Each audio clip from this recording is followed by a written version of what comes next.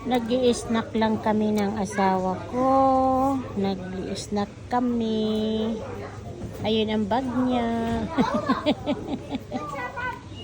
Nag-i-snack lang kami kasi gutom na kami.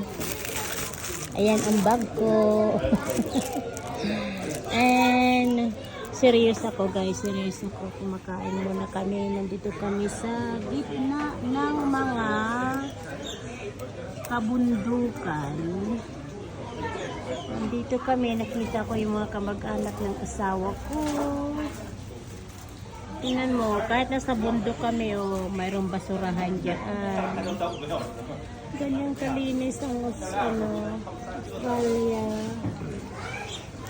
Oh, nasa there's a bird somewhere there. Yun yung bird. Oh.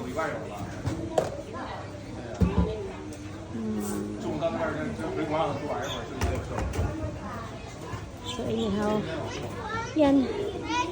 Lunch muna kami.